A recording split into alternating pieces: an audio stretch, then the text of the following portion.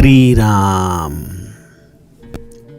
आप सभी के हृदयस्थ ईश्वर को वंदन करते हुए गोस्वामी तुलसीदास रचित श्री रामचरितमानस इस ग्रंथ का जो प्रथम सोपान अर्थात बालकांड का जो हम चिंतन कर रहे हैं, सज्जन हो, यह हमारा कथा निरूपण क्रमांक 120। हमने पिछले कथा विभाग में देवताओं के विनती पर कामदेव महादेव को उनकी तपश्चर्या से, समाधि से जागृत करने हेतु निकल पड़े, उस कथानक का हमने चिंतन किया, उसका विस्तार देखा। इससे काम इस शब्द के प्रति जो हमारे मन में एक नकारात्मक भाव है, उस काम को अगर हम ईश्वर चरणों में समर्पित कर दें तो वह कामदेव हो जाता है। ईश्वर प्राप्ति भी अन्यथा एक काम की अति सात्विक अवस्था तो है। कोई भी इच्छा हो, फिर वह चाहे ईश्वर प्राप्ति की ही क्यों ना हो, कामनाओं के बगैर हमें उसे प्राप्त करना असंभव है।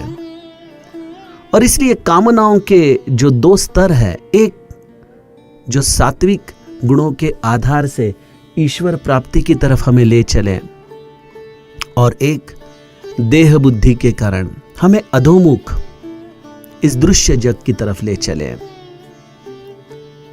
तो ऐसे कामदेव की अवस्था हमारे जीवन में क्या है, यह हमने समझने की कोशिश की। और मेरा स्वयं अनुभव ऐसा है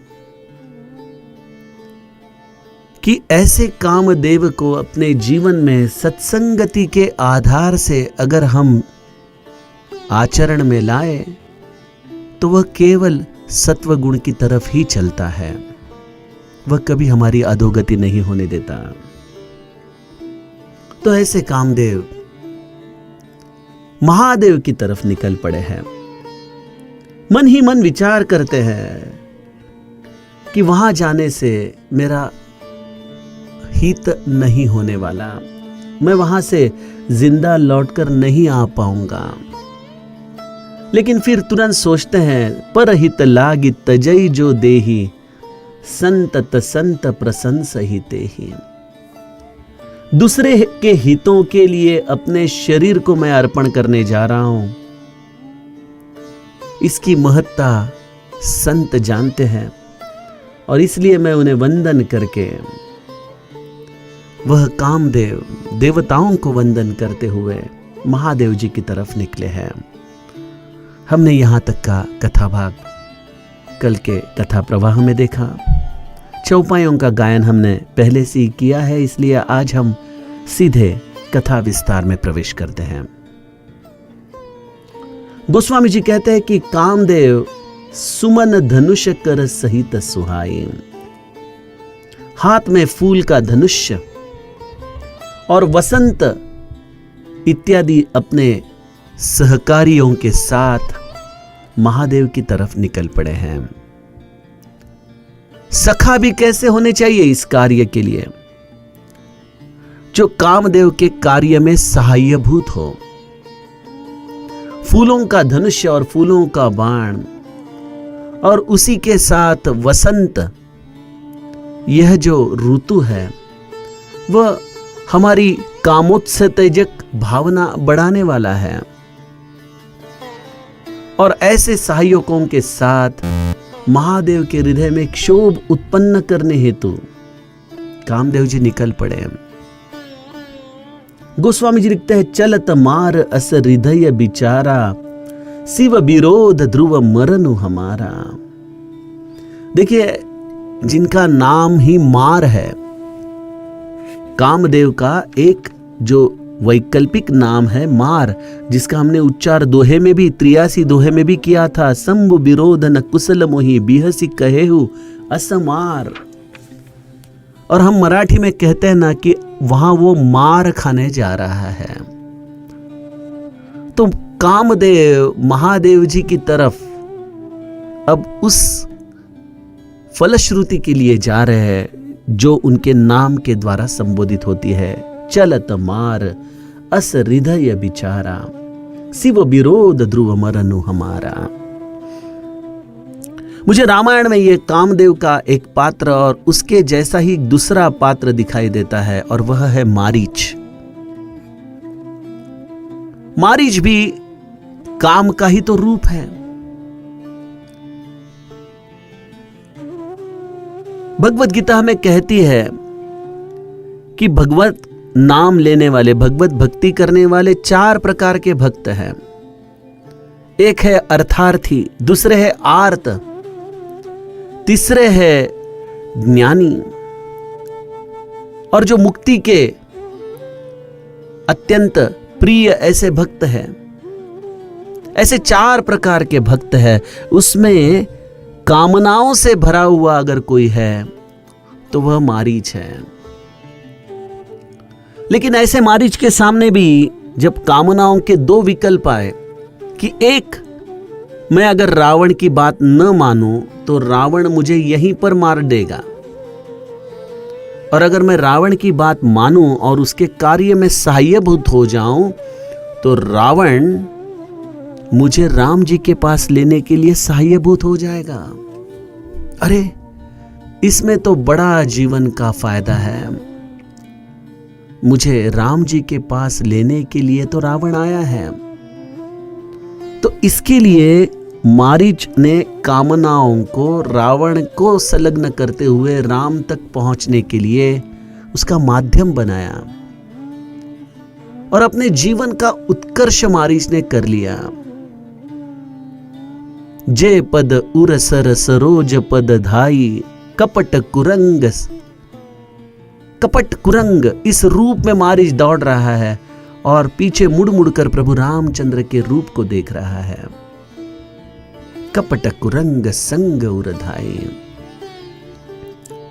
मारीच जानता है कि मैं मृत्यु की तरफ चल रहा हूं, लेकिन खुश है, आनंदित है, और मुझे बिल्कुल वैसा ही रूप कामदेव का यहां दिखाई देता है। चलत मार अस हृदय बिचारा, शिव विरोध ध्रुव मरनु हमारा। मैं तो मृत्यु की तरफ जा रहा हूं, क्योंकि महादेव जी का विरोध करके कौन जिया है? मेरा निश्चित मरण अब मेरे सामने है। लेकिन ऐसे मरण को जाते वक्त भी जो फूलों का धनुष्य लेकर चले, जो वसंत को साथ लेके चले, उसका मृत्यु ही एक महोत्सव है। तो सज्जनों, जीवन में कामना हो, लेकिन उस कामना का अगर अंतिम बिंदु ईश्वर है, तो ऐसी कामनाएं हमारे जीवन में हमें कई बार मिले, कई जन्मों में मिले, क्योंकि हम आर्त रहे, अर्थार्थी रहे, कामना युक्त रहे या ज्ञानी रहे, कोई भी प्रकार से किया हुआ भजन, चहु चतुर कहु नाम आधारा, अनघ उदार नाम अवतारा। नाम वंदना के प्रकरण में इन 4 को अत्यंतिक उदार कहा गया है। तो ऐसे कामदेव अपने मृत्यु की तरफ भी बड़े आनंद से आगे चल रहे हैं। तब आपन प्रभाव विस्तारा, निज बस कीन सकल संसारा।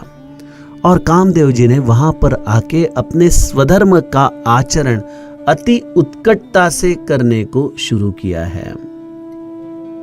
उन्होंने अपना प्रभाव जहां महादेव जी साधना कर रहे थे, अर्थात समस्त ब्रह्मांड ही उन्होंने व्याप्त किया है। तो ऐसे कामदेव ने महादेव जी को केंद्र बिंदु में रखते हुए अपने प्रभाव को बड़ी उत्कटता से फैलाया है, और महादेव जी को वश करते करते समस्त ब्रह्मांड में वो छा गए हैं।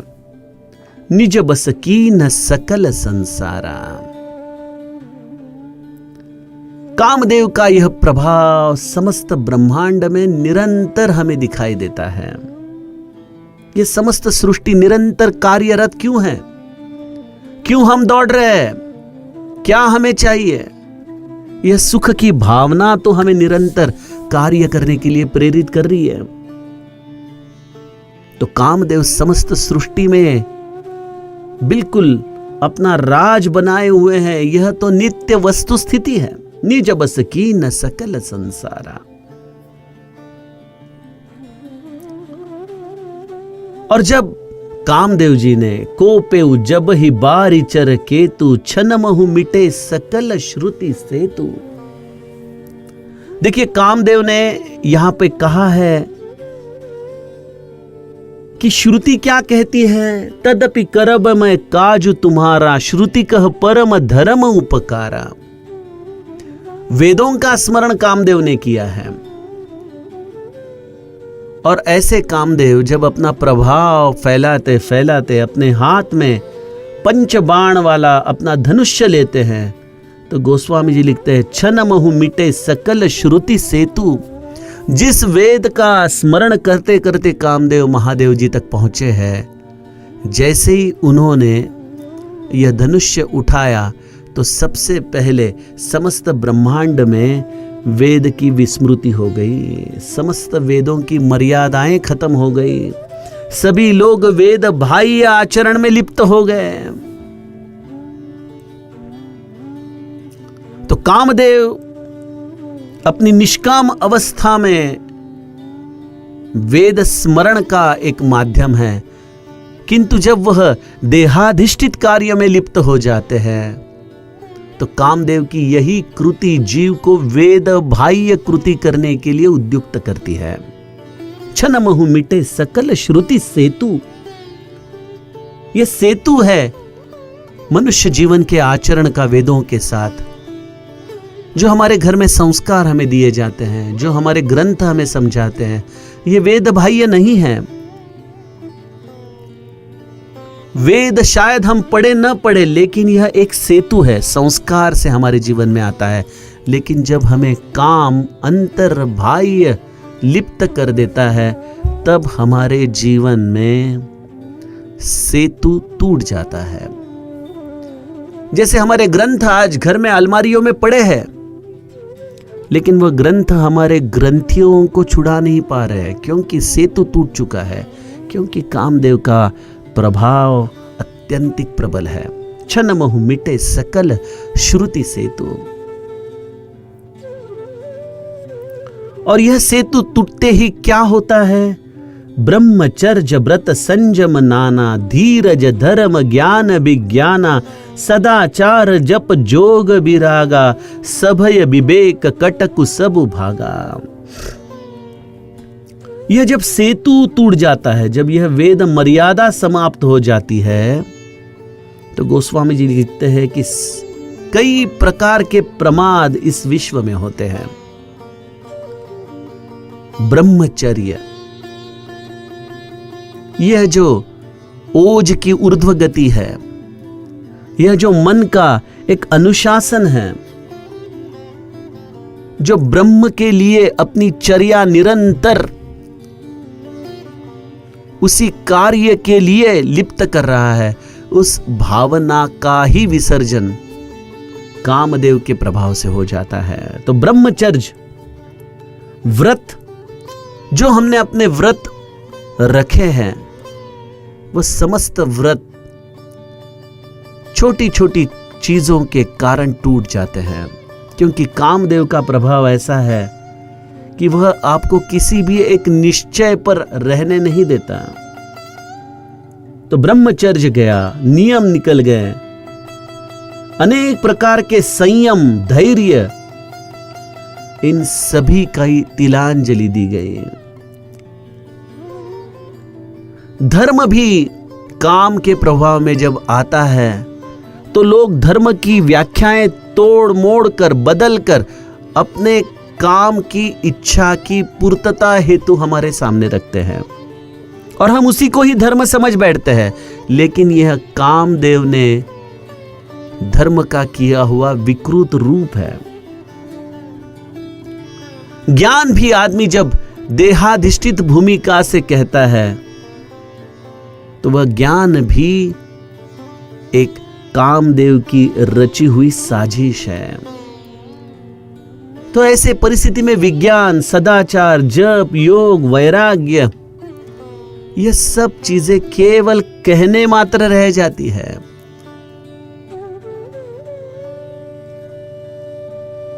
गोस्वामी जी कहते हैं कि सदाचार जप जोग विरागा सभय विवेक कटक सबु भागा। ये सभी विवेक के सैनिक थे, लेकिन विवेक रूपी इस सैन्य के यह समस्त सेनापति अपने अपने अस्त्र शस्त्र डालकर पराजित हो जाते हैं, क्योंकि विवेक ही लुप्त हो चुका है। कामदेव सबसे पहले विवेक पर ही अपना अमल प्रस्थापित करता है, और इस अमल के कारण जैसे ही विवेक शिथिल हो जाता है, उसके सेनापति भी शिथिल हो जाते हैं, और उसके सेनापतियों ने जैसे ही शस्त्र नीचे डाल दिए तो कामदेव अपना कार्य करने में अति सुलभता प्राप्त करता है। गोस्वामी जी छंद रूप में हमें कहते हैं, भागेउ विवेक सहाय सहित सो सुभट संजुग महिमुरे। विवेक अपने समस्त सेनापतियों के साथ रण छोड़कर भाग जाता है। उसके जो सेनापति है वह इस रणभूमि में पीठ दिखाकर भाग जाते हैं, और जैसे ही विवेक अपने अस्त्र शस्त्र नीचे डाल देता है तो सद्ग्रंथ रूपी सेतु पहले ही टूट चुका है। तो सद्ग्रंथ केवल अपना स्थान गुफाओं में ही प्राप्त कर लेते हैं। सद्ग्रंथ पर्वत कंदरनि महु जाई तेहि अवसर दूरे। हमारे घर की शेल्फ, अलमारियां, ये सभी तो गुफा ही तो है, क्योंकि पूरा ज्ञान ग्रंथों में भरा पड़ा है, लेकिन हमारा चित्त काम में पूरा लिप्त है। तो ऐसे काम के कारण शायद हमने बहुत ज्ञान पढ़ा होगा, लेकिन वह ज्ञान का सेतु टूट चुका है, और इसलिए उस वक्त ग्रंथ बिल्कुल कहीं तो गुफाओं में छिपे हुए रहते हैं। हमने जो पढ़ा है वो हमें याद नहीं आता। समर्थ का मनोबोध में एक सुंदर श्लोक है, अहंता कारणे सर्व ही दुख होते, अहंता गुणे सर्व ही दुख होते, मुखे बोलिले ज्ञान ते व्यर्थ जाते। हमारी यह अहंता, हमारा यह ईगो, यह जो हमारी कामनाओं से भरी हुई चित्त प्रवृत्तियां हैं, इसके कारण हम हमारे जीवन में जो ज्ञान की बातें करते हैं वह हमें समय पर याद ही नहीं आती, भूल जाते हैं हम उन्हें। मुखे बोलिले ज्ञानते व्यर्थ जाते हैं। सब कुछ सुना है, सब कुछ सीखा है, सब कुछ पढ़ा है, लेकिन ऐसे कामदेव का जब अमल हम पर होता है तो हमें कुछ याद नहीं आता। होनिहार का कर तार को रखवार जग खर भरु परा। गोस्वामी जी लिखते हैं कि ऐसे कामदेव के प्रकोप से समस्त जग में हलचल मच गई। समस्त जग इस कामदेव के प्रभाव से इस तरह से कांपने लगा, सभी प्रार्थना करने लगे कि हे विधाता, अब क्या होगा, हमारा कौन रक्षण करेगा, कौन रक्षण करेगा? ऐसा कौन प्रबल है जो हमें इस कामदेव के प्रकोप से बचा सकता है? सज्जनों, सज्जन की सबसे बड़ी ताकत होती है उसका विवेक, उसका आचरण, उसका शील, और जब वही छूट जाए उसके हाथ से तो वो बिल्कुल कफल्लक हो जाता है। दरिद्रता यह केवल आर्थिक दरिद्रता नहीं होती। गरीबी इसका मतलब केवल हमारे क्षुधा तृप्ति में जो असमर्थता है उसका नाम गरीबी नहीं है। गरीबी के कई व्याख्याएं हो सकती है। जब एक नीतिवान, शीलवान, ब्रह्मचारी संत अपने शील को खो बैठे, अपने ब्रह्मचर्य को खो बैठे, तब उससे ज्यादा दरिद्री और कौन हो सकता है? और फिर ऐसी अवस्था होते ही संत अपने आप को संभालने लगते हैं, लेकिन वो देखते हैं कि यह अमल बहुत जोर का है। विधि बस सुजन कुसंगति परहि, फनी मनी गुण सम निज गुण सरहि। जैसे सर्प अपने मणि की रक्षा करता है, वैसे ही सज्जन ऐसे वक्त अपने सद्गुणों को संभालने की कोशिश करता है, लेकिन ऐसे सद्गुण संभालना सबके बस की बात नहीं है। भरत जी अयोध्या कांड में एक बहुत सुंदर विधान करते हैं कि पुरुष के चारित्र्य की परीक्षा तो एकांत में स्त्री के साथ वो कैसे व्यवहार करता है उसी से ही पता चलती है। तो जीव काम के प्रकोप में आने के पश्चात अपना विवेक खो बैठता है, अपना शील खो बैठता है और वह ऐसे आचरण कर बैठता है और पुनश्च अपने आचरण को धर्म के अनुसार ही है ऐसा सोचकर अपनी अहंता बढ़ाता है और पुनः पुनः उस दुष्चक्र में वो पड़ने लगता है। तो ऐसे वक्त क्या किया जाए? एक ही है हमारे पास आसरा, बस प्रार्थना करे, होनिहार का कर तार को रखवार जग खर भरु परा, दुई माथ के ही रथी नाथ जे ही कहूं कोपी कर धनु सरु धरा। ऐसे वक्त हमारी रक्षा कौन करे? हे प्रभु, ये कामदेव अत्यंतिक प्रबल है।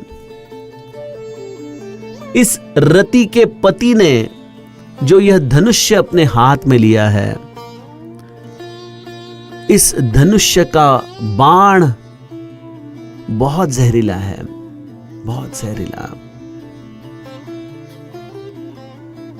देखिए, जीवन में यह बाण हमें कई बार दिखाई पड़ते हैं।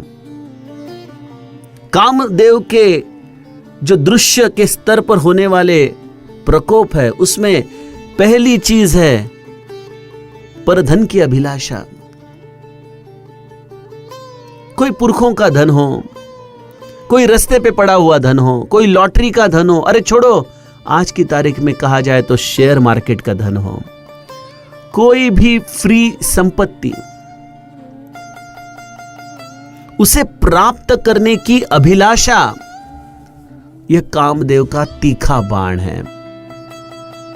समर्थ मनोबोध में कहते हैं, नको रे मना द्रव्य ते पूड़ीलान से, अति स्वार्थ बुद्धि नरे पाप साचे, घड़े भोगणे पापते कर्म खोटे, न होता मना सारीखे दुख मोटे। नको रे मना द्रव्य ते पूड़ीलान से, हे मन, हमें नहीं चाहिए ऐसा मुफ्त का पैसा, ये परधन नहीं चाहिए। ऐसे धन के द्वारा हम केवल हमारे पाप का संचय करते हैं और ऐसे पाप के द्वारा ही हमें हमारे कर्मों में कई बाध्यताएं आती है। हम इस संस्कृति के चक्कर में फिर से अटक जाते हैं और इतना सब करने के बाद यह धन भी हमारे से निकल जाता है और हम कफल्लक अवस्था में इस कर्म की गति में फंस जाते हैं। इसलिए कभी परधन का यह मदन बाण जब आए तो सावधान रहिए, अपने गुरु के चरण, उसका बोध निरंतर स्मृति में रखिए और परधन की अभिलाषा से बचिए। यह मदन बाण है। दूसरा मदन बाण का प्रकोप है स्त्री की तीखी दृष्टि। एक नाथी भागवत में नाथ महाराज ने इसके ऊपर कई उदाहरण हमें दिए हैं कि ऐसे सुंदर नारी के तीक्ष्ण बाण से आज तक कौन घायल नहीं हुआ है। व्यक्ति के जीवन में उसे परस्त्री की तरफ आकर्षित करने वाला यह मदन बाण, यह उसका प्रकोप है और इस प्रकोप में भले भले लोग बह जाते हैं, जिनके हृदय में अहंता है, जिन्हें अपने पुरुषार्थ पर भरोसा है। ऐसे लोग इस कामदेव के मार के सामने बिल्कुल हवा में पत्ते उड़ जाए उस तरह से उड़ जाते हैं। बहुत मुश्किल है उसके बाण से बचना। तो परधन की अभिलाषा, पर स्त्री की अभिलाषा और पर निंदा, पर द्वेष की अभिलाषा, यह भी मदन बाण है, क्योंकि यह हमें निरंतर इस संस्कृति से जोड़े रखता है। एक सेतु विवेक से टूटता है और दूसरा संस्कृति से जुड़ जाता है। यह कामदेव का कार्य है। तो उसका प्रकोप महाभयानक है, महाभयानक। इसलिए गुरु के कृपा छाया में रहे, उसके बोध में निरंतर रहे और निरंतर सावधानता से अपना बर्ताव करे। ये सावधानता ही शायद हमें इस कामदेव के बाण से बचा सके। गोस्वामी जी लिखते हैं, जे सजीव जग अचर चर नारी पुरुष अस नाम, ते निज निज मर जाद तजी भये सकल बस काम। इस विश्व में जितने भी सजीव है, जितने भी सजीव जिनका विवेक इस कामदेव के प्रहार से बह चुका है, ऐसे समस्त जीव जो स्त्री और पुरुष की संज्ञा रूप से हम गिन सकते हैं, और यह केवल मनुष्य के ही योनि तक सीमित नहीं है। इस विश्व में जो 84 लाख प्रजाति की बात हम करते हैं, वह सभी प्रजातियां अपनी अपनी मर्यादा छोड़कर कामासक्त हो गए हैं। यह है कामदेव का प्रकोप। जैसे कोई सुनामी आती है जिसके सामने कोई टिक नहीं पाता, बिल्कुल यह जब कामदेव का प्रकोप हो जाता है, तब यह विश्व उसकी चपेट में आ जाता है। और आज हम इस बाह्य सुविधाओं के साथ अपने आप को बड़ा विकसनशील महसूस करते हैं। हमें लगता है कि हम बड़े वेल एजुकेटेड हैं, लेकिन सुविद्य होना और सद्विद्य होना, इसमें बड़ा फर्क है। हम सुविद्य तो हो चुके हैं, लेकिन सद्विद्य नहीं हुए हैं, संस्कारित नहीं हुए हैं। और इसके कारण यह जो हमने हमारे ही कल्पनाओं के इमले बनाकर रखे हैं कि मैं इतना बड़ा, मेरा एजुकेशन इतना बड़ा, मेरा एक्सपीरियंस इतना बड़ा, यह सब खोखले हैं। और इसके कारण इस विश्व में समस्त प्रजाजनों पर आज भी कामदेव का अमल हमें साफ दिखाई देता है। हर कोई व्यक्ति दिन रात पैसे की तलाश में है, शरीर सुख की तलाश में है, और जीवन में किसी भी हाल में अपने आप को आगे रखने की इस स्पर्धा में पर निंदा, पर द्वेष, मत्सर इत्यादि अनेक मार्गों को वो सहजता से स्वीकारता है। कारण एक ही है, उस पर कामदेव का प्रकोप हो चुका है। तो सज्जनों, ऐसे कामदेव के कारण यह समस्त सृष्टि अब बिल्कुल बिखर चुकी है। उसे कौन है संभालने वाला? जब इस सृष्टि के जो प्रमुख लोग हैं, जो संत है, जो साधु है, जिनके द्वारा समाज को एक अधिष्ठान मिलता है, ऐसे साधु संत समाज में ही जब कामासक्त हो गए, तो सामान्य जीव देखे तो कहां देखे, किसके पास जाए? और इसलिए इस समाज व्यवस्था में भले कितनी भी उथल पुथल हो जाए, जो इस समाज के नेतृत्व करने वाले लोग हैं, फिर वो धर्म के क्षेत्र में हो, परमार्थ के क्षेत्र में हो, समाज कारण के क्षेत्र में हो, या अन्य किसी भी क्षेत्र में हो, उन्हें अपने स्वयं को नीति के पथ पर रखना अनिवार्य है।